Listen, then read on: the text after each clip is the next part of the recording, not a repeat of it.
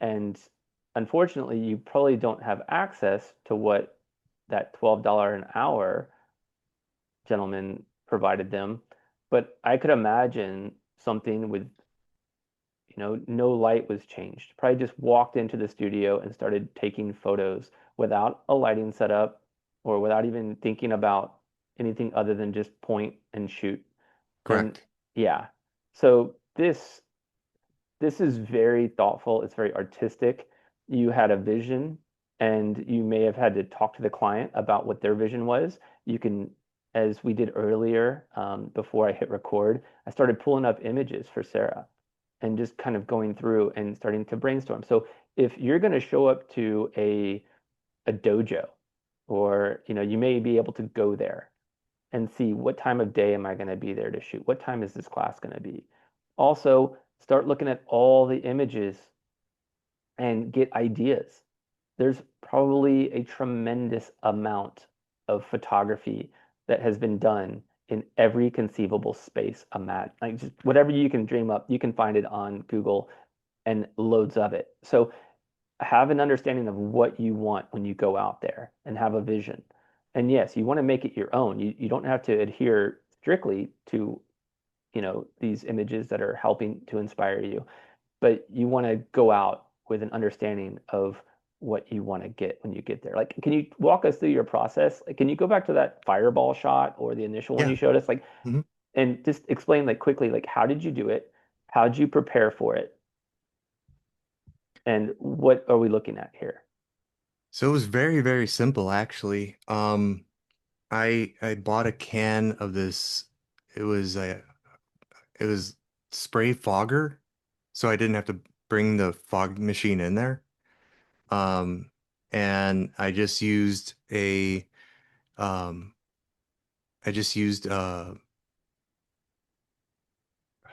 just a light with a dome around it, and I took off the diffuser, and I put a backlight on her with a blue. So I tried to contrast the light.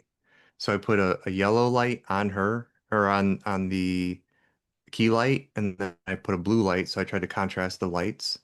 Tried to look for contrasting lights on all of them.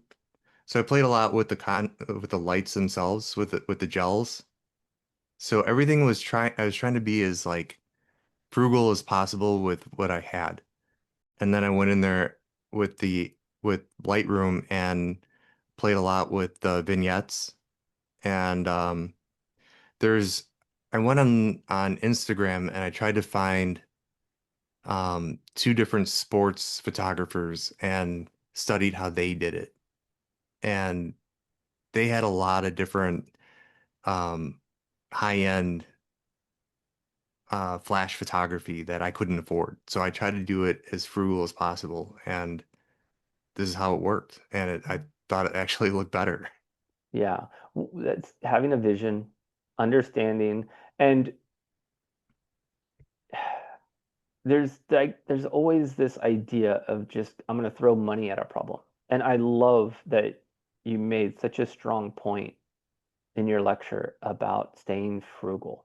You don't need to spend a lot of money. You have to do the pre-pro, have a vision, and most people are going to like, oh, well, I think I need to invest in a fog machine. You show up with a can. How much was that can? $12. There you go. Yes. Yeah, And I've and used it for like six different products, product shoots. yeah, absolutely. And I just, know your worth is, I think, a really important thing to say. And once you, build yourself up to a certain point, yes, if you want to do something pro bono, fine. If it's for a good cause and, you're doing, like the 5K girls run, that's awesome. And like going to all like the community networking and all of that. And understand that there will be a time and a place to do pro bono, but Hmm. also always value yourself. And if you see somebody undercutting you and they're getting more gigs than you, generally you get what you pay for. Yes, So absolutely. don't let that completely intimidate you. You might end up getting a phone call sooner than later